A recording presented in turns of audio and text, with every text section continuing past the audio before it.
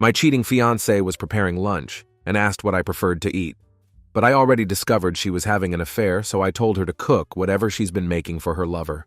Be me, 29-year-old Tyler, living what most people call the dream life. Marketing consultant making good money in Miami. Got the house, the car, the whole package. Married to Victoria for several years now. Thought everything was perfect. Boy, was I wrong. Come home from work one evening. Victoria just walking in too. Car keys jingling, purse sliding off her shoulder. Hair perfectly curled, makeup fresh. Wearing that tight top that screams look at me, but not looking at me if you know what I mean. She asks, what's for dinner? Without thinking I say, whatever you and he are having. House goes dead silent immediately. The kind of silence that means something just died. Not peaceful silence, the ugly kind. Her heels stop clicking on the kitchen tile. I don't look up at first, just keep slicing this onion on the cutting board. Acting like it matters, like anything still does. You know those moments when time splits? This was one of them. Her voice doesn't answer back. No excuse, no deflection. Just pure stillness hanging in the air. Finally turn around slowly. She's still holding those car keys. Purse straps slipping down. Lipstick perfect, hair done up nice. Looking good for someone, just not for me anymore. Her face isn't showing guilt. It's showing calculation. Can see her brain scrambling behind those eyes. Then comes the performance. What are you talking about? Like I didn't just speak perfect English. Take the cutting board. Dump all the vegetables in the sink. Wipe my hands on the dish towel. Walk past her into the hallway. Reach into that drawer I've been avoiding. Pull out the thing that's been eating at me for 6 days. It's a glossy 5x7 photo. Her smiling legs crossed like a model, sitting across from him at some fancy restaurant. Candlelit table, wine glasses catching the light. Not a care in the world. Looking happier than she has with me in months, slide the photo onto the counter. Don't say a word. She doesn't even look at it. Just says, "Are you stalking me now?" There it is, no denial. No outrage, just deflection. That's Victoria's style right there. When caught, always go on the attack. Turn the tables, make you the bad guy. Seen her do it to coworkers before, to friends, to waitresses. Never thought I'd be the target. I wasn't stalking you, I say quietly. I was picking up my dry cleaning downtown. You were 2 blocks away. Laughing like some teenager on prom night. She still won't look at the photo, still clutching those keys like a weapon. What do you want me to say, Tyler? That I had dinner with a friend? That I'm tired of walking into this museum every day? Museum of boredom, that's what she calls our home. Not just confession, but pure contempt.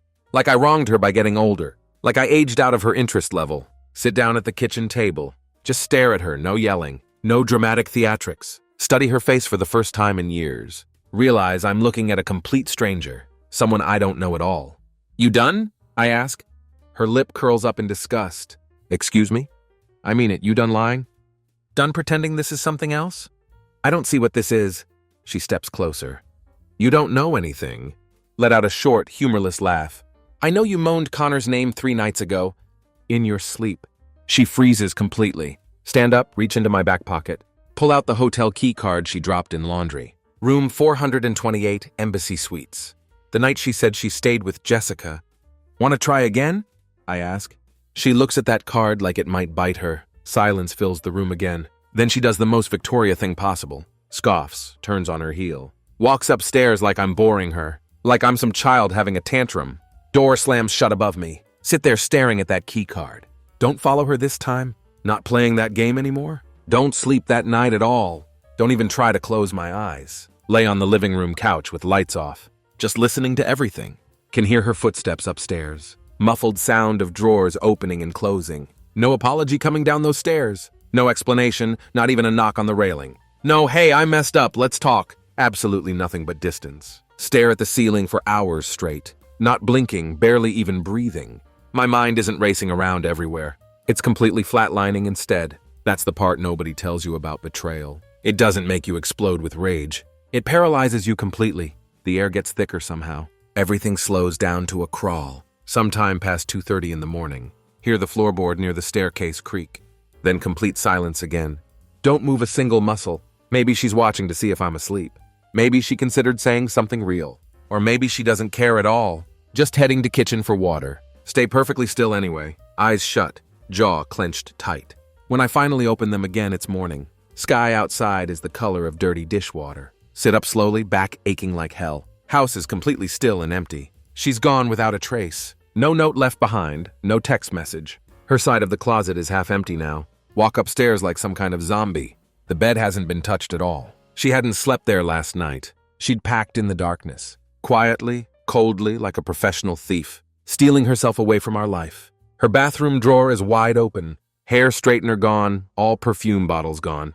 Lipstick smudge on the mirror. From where she probably checked herself one last time before disappearing into the night. Should have been furious about all this. But I'm not even close. I'm something much worse than angry. I'm completely numb inside. Call her phone, goes straight to voicemail. Text her, where did you go? No answer comes back. Then I do something I never thought I'd do. Open her laptop that's still here. It's still logged into everything. Messages, photos, calendar invites spread out.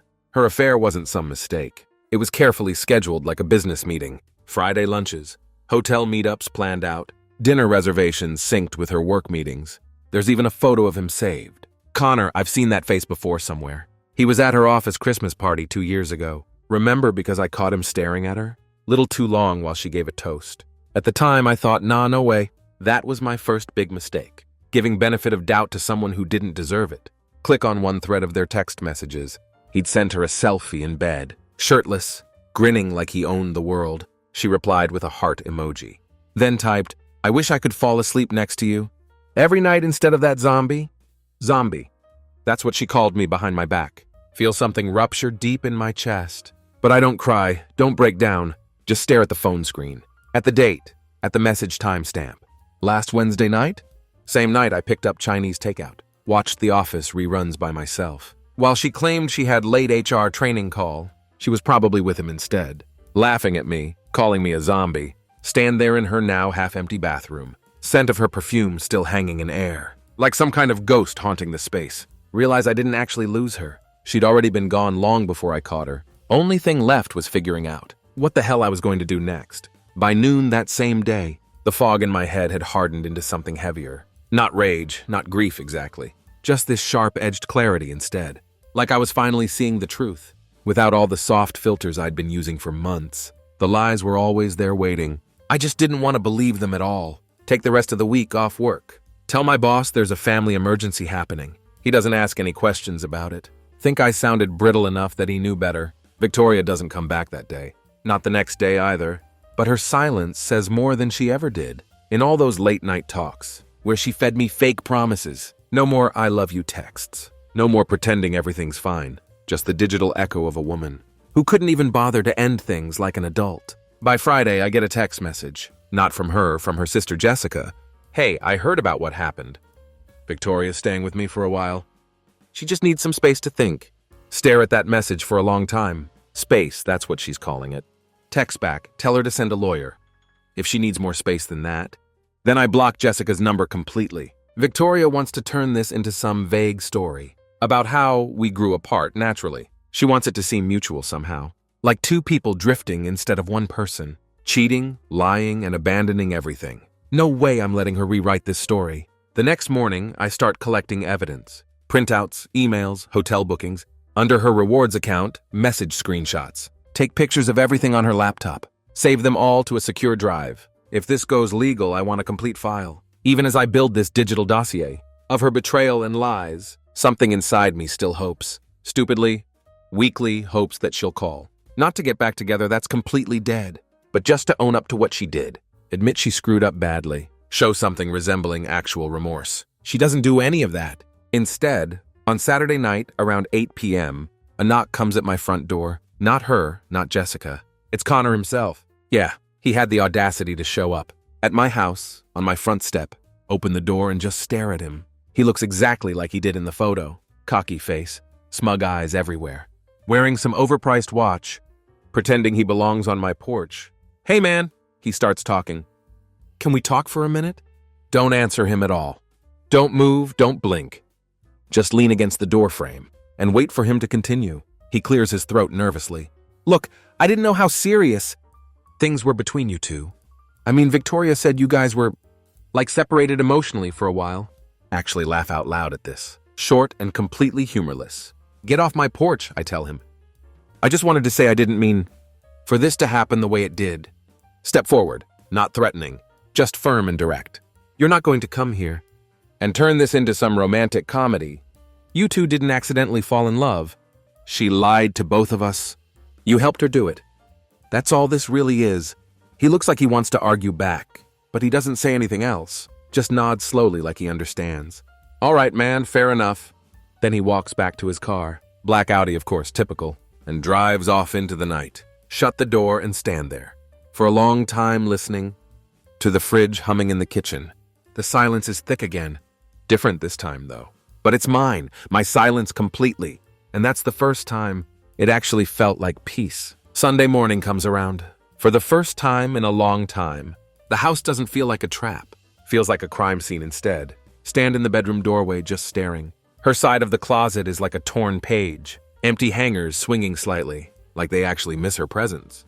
The perfume bottles on dresser are gone, but one bobby pin remains behind. Bent slightly, curled like a question mark. Grab a trash bag from the kitchen. Start with the bathroom first. Toothbrush, hair ties, skincare bottles. All lined up like little soldiers. Every trace of her, I sweep it clean. Don't cry, don't hesitate at all. This isn't revenge I'm doing. It's cleansing, it's necessary. I've been sleeping next to a stranger for months, maybe even longer than that. The bed comes next in line. Strip the sheets completely off. Peel off all the pillowcases too. The scent of her shampoo still clings to the fabric like a ghost. Shove everything into the washer. Set it to the hottest setting possible and let it roar to life. Then I open the drawer where I kept the box. You know the kind I'm talking about. The keepsake box with all the memories. Photos, cards, little folded paper. With her lipstick print from our first anniversary. Sit on the floor with it in my lap. One by one, I pull out memories. The picture of us in Key Largo, sunburned and stupidly in love. The postcard she sent me. Before we moved in together officially. A crumpled movie ticket stub. From a night that ended with thunderstorm kiss. They weren't just random objects. They were evidence of a life we built together. A life she demolished without any warning. Want to burn it all to ashes. But instead I packed the box shut. Tape it closed, write her name on top. Don't want it here in my space? But I'm not going to destroy it either. Let her deal with the weight of what she threw away so easily. Around 2 o'clock in the afternoon. My phone buzzes with blocked number. Let it go straight to voicemail. A minute later, the message comes through. It's her voice, weak and trembling. Hey, I didn't want to text you. I know you're probably angry with me. I needed to talk to someone. I don't know where to start exactly. Maybe I'll try again later. That was it. That pathetic attempt. That weak whisper of a phone call. After everything that happened, that was her try at accountability. No apology, no real explanation. Just a maybe hanging in the air. Delete it without saving anything. Want her words gone as fast as they came? That night, I do something small, but meaningful for my mental state. Buy new sheets online, charcoal gray. Something I never would have picked before. We always did white or beige, because they're easier to match with everything. As she always said to me, don't want to match anymore. Want something entirely mine? When I lay down in that clean bed, the silence wraps around me differently. This isn't numbness I'm feeling. It's recovery. It's actual healing. Quiet and slow, but completely real. Monday morning arrives like a bruise. Slow to appear, but painful once you notice it. The house feels hollow inside, but I'm beginning to like it that way. Clean, still, uncomplicated for once. Pour myself coffee in a mug. She bought during our trip to Savannah. Good vibes only, written in gold letters.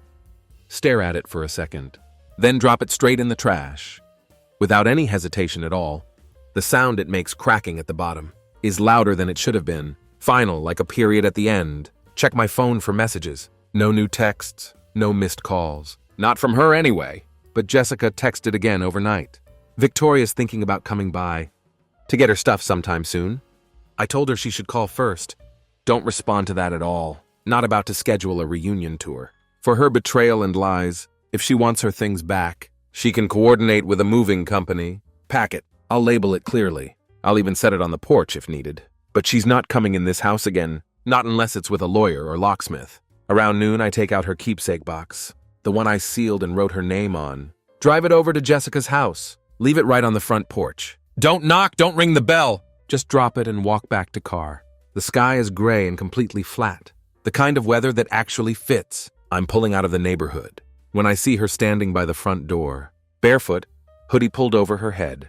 She must have heard my car engine. She looks at the box sitting there, then looks directly at me in the car. She doesn't wave or signal. I don't stop the car either. The drive back home is completely quiet. Keep one hand on the steering wheel, other hand clenched tight in my lap. That was the first time I'd seen her, since the confrontation in our kitchen, and it was surreal, not painful, not even bitter or angry, just distant, like she was already part of a life I could barely remember. That evening, my phone lights up again. Her number unblocked now.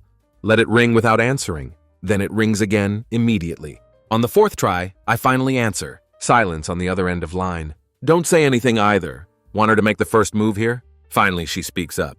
Are you really doing this? Blink, completely stunned by this. Doing what exactly? Throwing everything away like it meant nothing. My laugh startles even me. I didn't throw it away, Victoria. You did that all by yourself. You just expected me to pick through the trash and pretend it was treasure.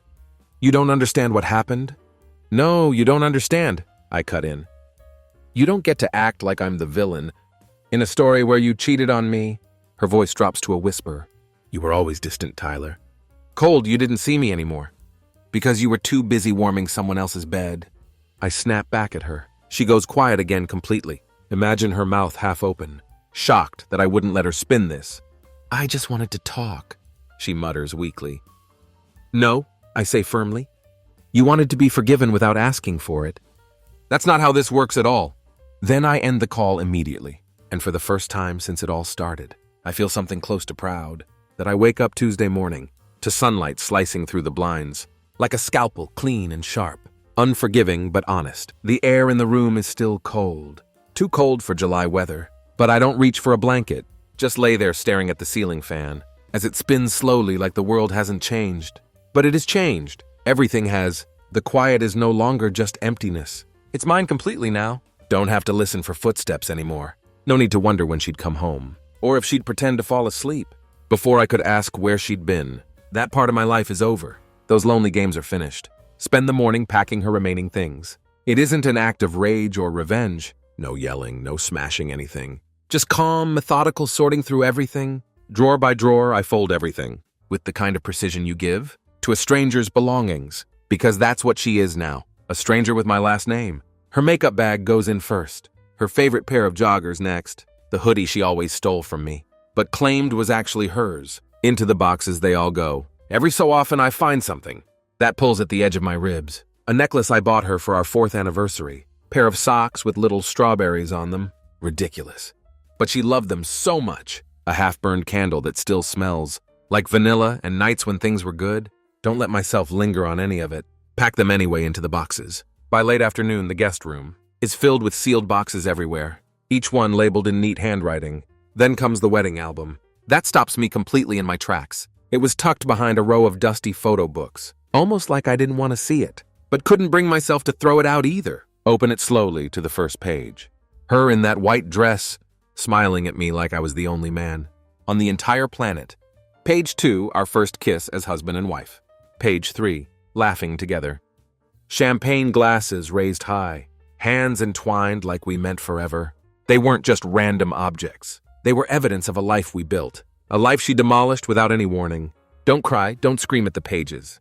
Just stare at them for a long time. Then I closed the album gently, set it on top of the last box. She could decide what to do with it. Don't need those pictures anymore. Around 6 o'clock, she texts again. Can we meet somewhere, just talk? I don't want to end it like this. Stare at the screen for a long time. Then I type back carefully. There's nothing left to talk about. Your things will be ready for pickup by Saturday. I won't be here when you come. Have someone else grab them for you. Hit send immediately. 10 minutes later, she replies back. I didn't mean for this to happen. Don't answer that text at all, because intentions don't change impact. She meant to lie to me. She meant to hide everything. She meant to walk out and leave me with a bed full of ghosts and a heart that wouldn't stop asking why. Now she wants closure from me. No, she got to make choices. I got to deal with consequences. Let that be enough for her. Saturday comes around finally. The boxes are stacked by the front door, like little tombstones to a life that never really existed the way I thought it did. Sit on the couch sipping coffee, waiting not for her specifically, but for the sound of someone else's car pulling up the driveway. She doesn't come herself. Of course she doesn't have the courage. A moving service arrives around 11:45. Some quiet guy in a gray shirt. Knocks once, nods at me, starts loading everything without asking questions. Sign the clipboard he hands me. Hand him the house key she hadn't bothered to return. And that was it completely. Her final exit from my life. Happened while I watched Jeopardy reruns, on mute in the living room, as the last box disappeared into the truck. Feel not relieved, not sad exactly. Just clean, like an infection had finally drained. Thought that would be the end of it all. But at 3:17 in the afternoon, she texts me again. I just got everything back. Thanks for packing it all up. I'm sorry I couldn't come in person. I didn't want to make it worse. No punctuation marks, no real courage. Don't reply to that message. At 3:25, another text comes. Do you really hate me? That one hits me harder than it should. Hate her? No, that would imply I still had strong feelings left. What I feel now is something colder, like picking up an old coat and realizing it doesn't fit anymore, and wondering why you kept it around for so long. Type a message back to her. I don't hate you at all. I just don't trust you anymore. And without trust, there's nothing left. Then I delete it before sending. What was the point of saying that? She made her choices already. I was making mine now. By sunset, I'm in the garage, pulling down the box of tools I hadn't touched in years. Need to fix the cabinet hinge and kitchen? It kept creaking like it was reminding me of all the nights I stayed up late, waiting for her to come home, pretending I didn't hear the whispers from behind bathroom doors, or the silent texts lighting up her phone. The hinge takes 5 minutes to fix. Funny, I'd let it stay broken for 2 years. That night I cooked for myself, for the first time in months. Not something frozen, not leftovers. Real food, actual cooking. Garlic chicken with lemon and rosemary. Play old records while I eat. Sit at the table with a glass of wine, and a plate I made for no one but me. For once the silence isn't lonely. It's earned, it's deserved. Sunday morning comes with no text. No knock at the door. No fake apologies bleeding through my phone. It had been 1 week since she left, and the air finally smelled like nothing. Not her perfume lingering everywhere. Not her shampoo in the bathroom. Just oxygen, just clean air. Open the windows wide. Play music loud throughout the house. That song she used to hate. The one she called obnoxious and repetitive. Play it 3 times in a row, just to see if I still cared about her opinion. I don't care at all. Feels good. Feels like freedom. Around noon, I open the closet. Stand there looking at it. Half of it is still mine. The other half empty hangers and dust. That emptiness looks back at me. Like a dare, like a challenge. So I fill it, not with clothes. With me, with my actual interests. Books, sketch pads I forgot I had. My old guitar I hadn't touched since college. Hang a little photo on the inside of door. Me and my brother at the lake years ago. No memories she had anything to do with my life before her, my life after her. This house is no longer haunted by ghosts. But then something happens. Something I didn't expect at all. Around 4 o'clock in the afternoon, get a knock at the front door. Not Connor, not Victoria either. Her mother Patricia standing there. 60-something, hair like faded silver. Always wore that rose-scented lotion. That made her seem like she belonged in another decade entirely. Open the door and just stare. Tyler, she says softly. Like she wasn't sure if I'd slam the door. What are you doing here? I ask. Arms crossed, defensive posture. She holds a small paper bag in her hands. I brought you cookies, she says. Blink at her in confusion. Cookies? Chocolate chip cookies, your favorite? I thought maybe you could use a kind gesture right now. It was so human, so completely absurd, that I step aside and let her in, without even thinking about it. She looks around quietly. Her eyes scan the room carefully. I know she sees the changes everywhere. The missing photos, the unpacked books, the way the air doesn't carry Victoria's presence anymore. She told me what happened, Patricia says finally, setting the cookies on the counter. Not all the details, just enough. Don't say anything back to her. I'm not here to defend her, she adds quickly. God knows I've raised her better than that. But I am here to tell you something important. I saw the way you loved her. I saw how much you tried every day. That hit something deep, something soft. She's going to regret this, Patricia says, gently touching my arm. Maybe not today, but one day she will nod once, slowly. She already does, I tell her. She just doesn't know how to say it. Patricia gives me a sad smile. If you ever want to talk, not about her, just about life in general, I'm still here for you. Walk her to the door. Watch her disappear down the sidewalk. Then I eat the cookies she brought. They're perfect, warm, a little messy, just like real life should be, for the first time since it all blew up. Think maybe I'm going to be okay. The following week moves like molasses. Slow but full of actual substance. Start going on walks every morning. Before work starts for the day. Just around the block with coffee in hand. Headphones in, no real destination. Not trying to escape from anything. But to reclaim space that's mine. The neighborhood looks different now. Same houses, Same trees everywhere, but I noticed details I hadn't before. The porch swing 2 houses down the street. The lady with the yellow lab who always smiles. The kid who draws galaxies on the sidewalk with chalk. I'd missed all of it completely, too wrapped up in Victoria's orbit. To see anything else around me? By Thursday, my lawyer calls calm, efficient, completely clinical. Uncontested divorce will be the fastest route, she says in her professional voice. Given what you've told me about everything, we'll file the papers, divide assets cleanly, and that'll be it, finished. Clean, that word again. Do you want to include any of the evidence? She asks gently, carefully. Pause for a long moment. Think about the hotel receipts, the text messages, the pictures, the audio clip I had saved, her whispering his name in her sleep, like it was something holy. No, I say finally. I just want her gone from my life. Hang up the phone. Then I delete every folder, every screenshot, every poisoned memory, stored digitally in my laptop. Keeping receipts doesn't keep you warm at night. That same night, I get a call from a friend I hadn't heard from in months. Kevin, old college buddy, married now, 2 kids, lives in Northern California. I heard what happened, he says. Straight to the point, no dancing around. You all right, man? Don't fake it with him. I'm not broken, just tired. He laughs, understanding. You'll heal, then you'll thrive. That's the rule, isn't it? Yeah, you'll see what I mean. We talk until midnight about everything. Music, hiking plans, dumb old stories, shared exes, and the time I almost burned down a dorm trying to make grilled cheese with a clothes iron. When I hang up, I realize something important. I'd spent 2 hours without thinking about her once. Progress, real tangible progress. But life doesn't move in straight lines. And just when you think you've found some peace, the past knocks on your door again. Friday morning, 9:45 in the morning, an email from her pops up. Subject line, if you'll read this. Stare at it for 10 minutes. Before finally opening it. Then I read every single word. I know you don't owe me anything at all. I know you probably never want to hear from me again, but I've been going to therapy sessions. Not because I want you back, because I finally realized how much I ruined. I lied to myself for so long that I started to believe the lies were true. I don't expect forgiveness from you, but I need you to know something important. You didn't deserve any of this. You were good. You were steady. I was the storm that destroyed everything. And I'm sorry for all of it. No excuses, no blame shifting. Just regret, pure regret.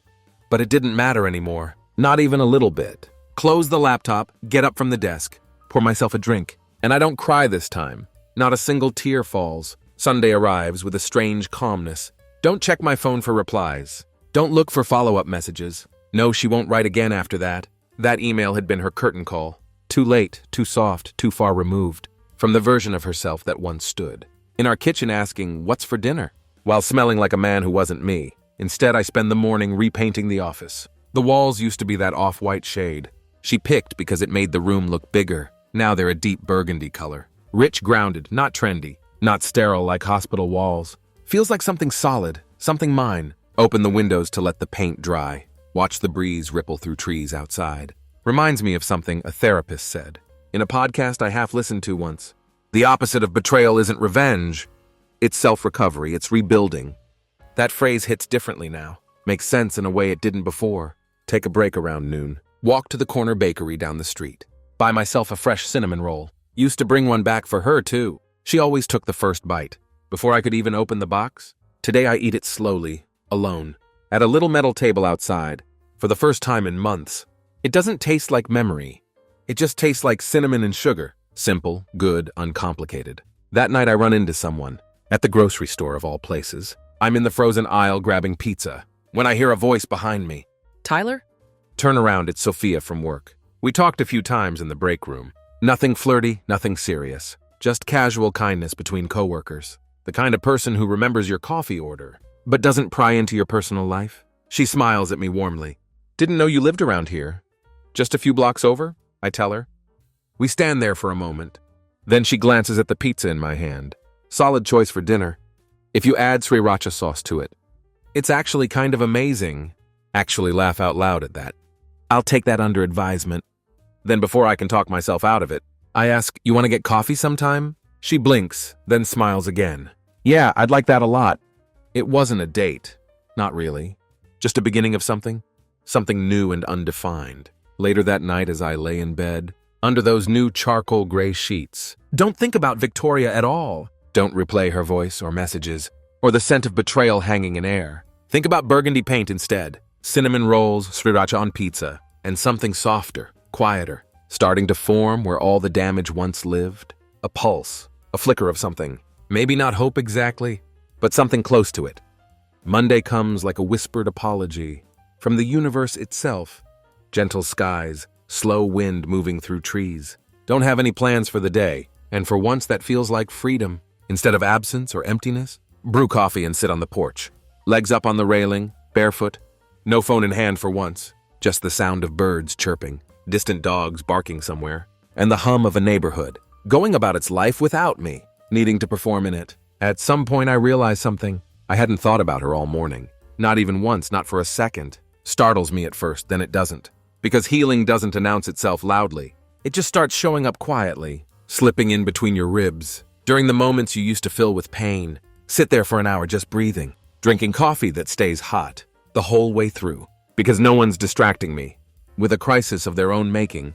Around noon, Sophia texts me, just a photo of her coffee cup. Sriracha on pizza tonight. Don't let me down with the execution. Laugh out loud at my phone. Reply back, only if you promise.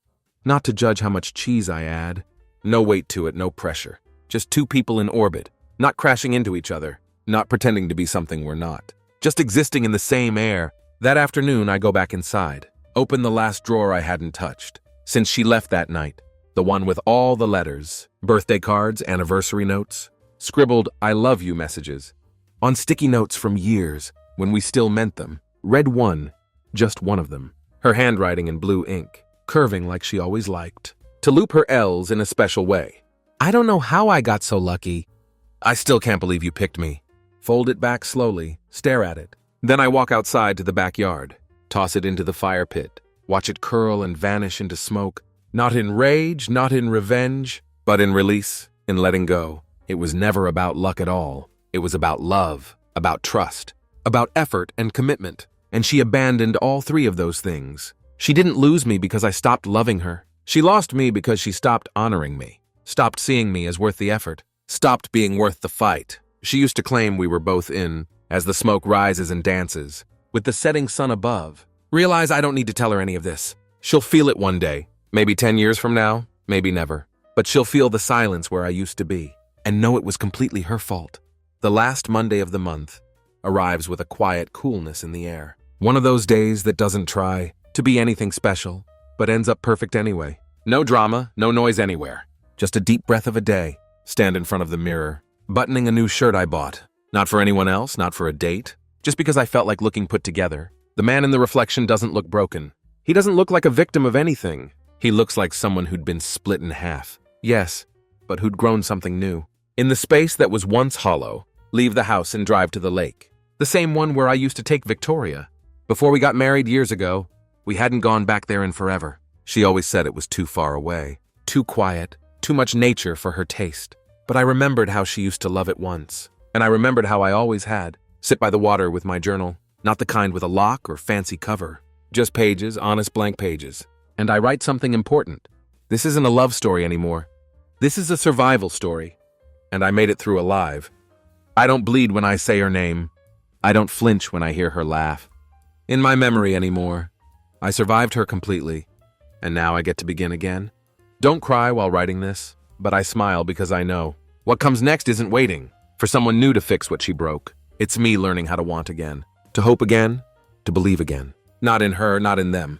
But in myself, in my own worth. The past is a place I visited. But it's no longer my home. And if you're reading this somehow, if you felt what I felt, if you've sat in the dark wondering how someone who said forever could vanish without a whisper, hear me when I say this. It gets better, it really does. Not instantly, not cleanly. But honestly, quietly, day by day, step by step. You won't forget them completely, but one day you'll stop waiting for them to come back to you, and you'll realize something important. You never needed them to begin with. The end.